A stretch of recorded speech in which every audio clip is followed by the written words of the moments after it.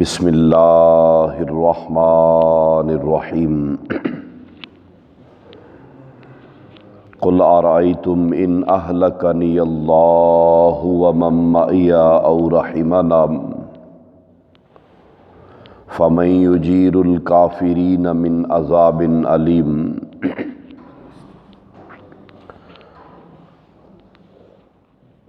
اور اے نبی صلی اللہ علیہ وآلہ وسلم،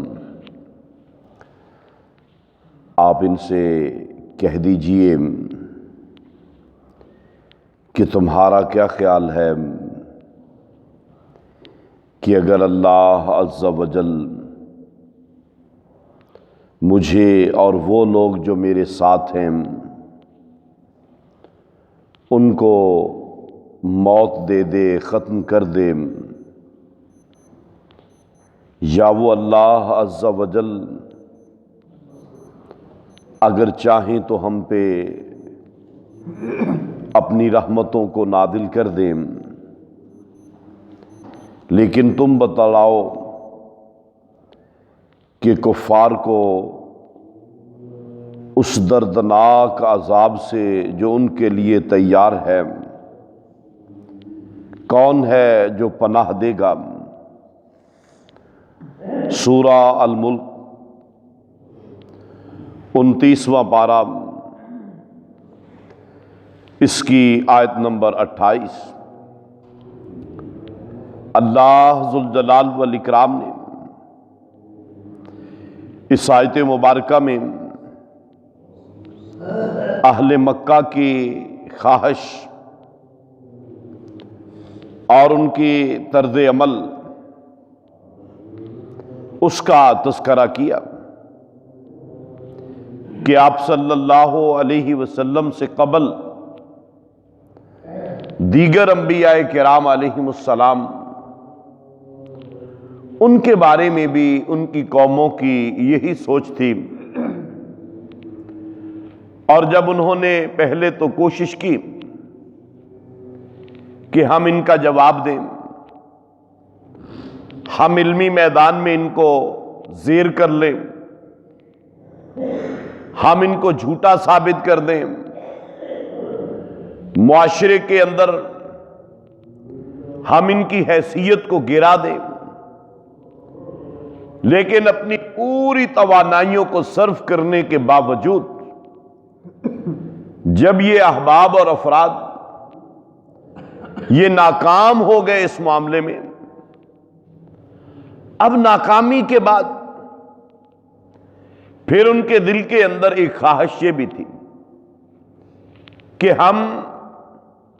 اللہ عز و جل کے ان پیغمبروں کو اس روئے زمین سے مٹا ڈالیں۔ اگر وہ اس سے بھی عاجز آ گئے، پھر بھی ان کے دل کے اندر ایک آخری رمق یہی تھی کہ جب یہ اس دنیا سے چلے جائیں گے تب ہم جو ہے ان کے پیروکاروں کو ان کے دین سے پھیرنے کے بعد واپس کفر کی طرف لے آئیں گے۔ اور یہی کچھ کیفیت اہل مکہ کی بھی تھی کہ وہ ساری کوششیں کر رہے ہیں۔ آپ صلی اللہ علیہ وسلم کو آخر کار یہ بھی مشورہ کر لیا کہ آپ صلی اللہ علیہ وسلم کو جب تک ختم نہیں کیا جاتا ہم اس نئے دین سے اہل مکہ کو نجات نہیں دلا سکتے، اور لوگ اس میں مبتلا رہیں گے اور بڑھتے چلے جائیں گے۔ اب انہوں نے یہ کوشش بھی کر ڈالی اور تمام قبائل اس پہ متفق بھی ہو گئے، عہد بھی کر لیا کہ سب مل کے یکبارگی حملہ کریں گے، آپ صلی اللہ علیہ وسلم کو شہید کر ڈالیں گے، اور پھر اس کے بعد ظاہر بات ہے کہ آپ کے خاندان والے وہ بدلے کو طلب کریں گے۔ اب جواب میں چونکہ قاتل تو سارے مکے کے قبائل ہوں گے، مجبوراً ان کو دیت قبول کرنا پڑے گی اور سارے مل کر ہم دیت دے دیں گے۔ اور پھر اسی طرح آپ صلی اللہ علیہ وسلم جب ہجرت کے بعد مدینہ منورہ میں چلے گئے، اب بھی یہودیوں کا یہ طرز عمل بن گیا۔ آپ صلی اللہ علیہ وسلم پر کئی ایک جو ہے وہ حملے کروائے گئے، شہید کرنے کے لیے دھوکے سے بلا کے، دھوکہ دہی سے آپ کو شہید کرنے کی کوشش۔ اللہ عز و جل نے اس آیت مبارکہ میں ایسے لوگوں کو یہ تلقین کی ہے قیامت تک کے لیے۔ اور آج بھی اگر دیکھیں، عالم کفر اور عالم کفر کے ایجنٹ جو ہیں، ان کی کوشش یہی ہے کہ اسلام کا نام لینے والی زبانیں ان کو بند کر دیا جائے، اور وہ جگہ یہاں سے اسلام کی آواز بلند ہوتی ہے، لوگ اللہ عز و جل کا نام لیتے ہیں، لوگ دین اسلام اس کی دعوت کا کام کر رہے ہیں۔ آج بھی عالم کفر کی یہی سازش ہے کہ ان کو بند کر دیا جائے، ان زبانوں کو بند کر دیا جائے۔ کبھی ان پہ دہشت گردی کے الزامات لگا دیے جاتے ہیں، کبھی ان پہ کوئی الزام لگایا جاتا ہے، کبھی کوئی الزام لگایا جاتا ہے، اور معاشرے کے اندر ان کو بدنام کرنے کے لیے مختلف قسم کے حربے استعمال کیے جاتے ہیں، اور پھر آخر کار صفحہ ہستی سے مٹانے کے لیے سارا عالم کفر اور مسلم ممالک کے اندر بیٹھے ہوئے ان کے ایجنٹ، وہ اسلام اور اسلام کے نام لیوا لوگ جو ہیں، ان کے لیے عرصہ حیات کو تنگ کر رہے ہیں۔ اللہ عز و جل نے اس وقت بھی اہل مکہ کو یہی دعوت دی، اور آج بھی یہی بات ہے۔ اللہ پاک نے فرمایا قل ارأیتم، اے لوگو تمہارا کیا خیال ہے، تم کیا سمجھتے ہو، ان اہلکنی اللہ ومن معی او رحمنا، کہ اگر اللہ عز و جل کی طرف سے آپ صلی اللہ علیہ وسلم نے فرمایا میری اور میرے پیروکار جو ہے، اگر ان کی موت آ جاتی ہے، ہم اس دنیا سے چلے جاتے ہیں، تمہارا کیا خیال ہے کہ تم عذاب سے بچ جاؤ گے، تم اللہ عز و جل کی پکڑ سے جو ہے وہ دور ہو جاؤ گے، بچ جاؤ گے؟ فرمایا نہیں، اللہ پاک نے عذاب علیم تیار کر رکھا ہے، اللہ تعالیٰ نے دردناک عذاب تیار کر رکھا ہے، اور رحمنا، یا اللہ پاک ہم پر رحمت نازل کر دے۔ اللہ عز و جل نے اس دین کی حفاظت کرنی ہے، اور اس دین کو تم لوگ جو ہے وہ مٹا نہیں سکتے اپنی انکارستانیوں کے ذریعے، اپنے ان حربوں کے ذریعے۔ اللہ عز و جل نے اس دین کو قیامت تک کے لیے باقی رکھنا ہے، اور یہ باقی رہے گا۔ ان لوگوں کی سازشیں، ان سے بظاہر یہ لوگ شاید خوش ہو جائیں گے کہ ہم نے دین کے نام لیوا لوگ جو ہیں ان کو دنیا کے اندر بدنام کر دیا ہے، ہم نے دین کو آگے پھیلانے والوں کی یہ کیفیت کر دی ہے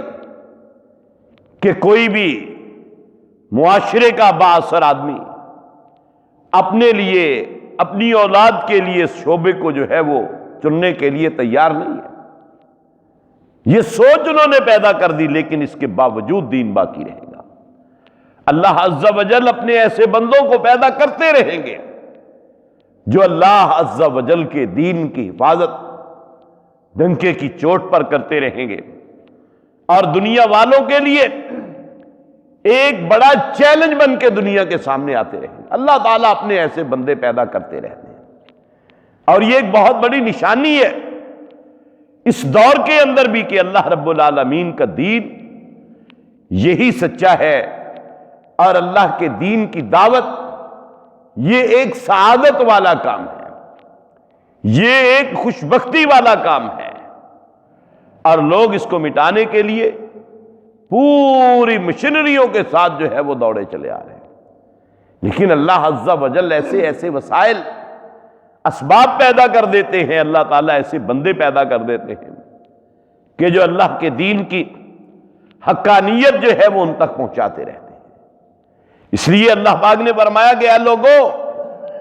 تم کیا سمجھتے ہو کہ اگر ہم نے اللہ کے دین والوں کو ختم کر دیا تو تم کیا سمجھتے ہو کہ تم لوگ عذاب علیم سے بچ جاؤ گے؟ یہ دنیا کی زندگی بڑی عارضی ہے. تم نے کسی کو ختم کر دیا، چند سالوں کے بعد، چند ماہ کے بعد، چند دنوں کے بعد تمہاری بھی موت آنے والی ہے. تم نے بھی اس دنیا سے جانا ہے، اور جب تم جاؤ گے پتہ تو تب چلے گا تمہاری ان کارستانیوں کا، تمہاری ان سازشوں کا. بے نقاب ہو جائیں گی یہ ساری سازشیں، اور پھر عذاب علیم سے تمہیں بچانے والا کوئی نہیں ہوگا. ہمارا تو اللہ تعالی حامی و ناصر ہے دنیا میں بھی، ہمیں تو اللہ رب العالمین آخرت میں بھی اپنی رحمت میں جو ہے وہ اپنی فضل سے اپنی رحمت میں جو ہے وہ جگہ دے گا. لیکن تمہارا کیا بنے گا؟ اس لیے اس بات پہ غور کرو. اللہ عز و جل سے دعا ہے کہ اللہ رب العالمین ہمیں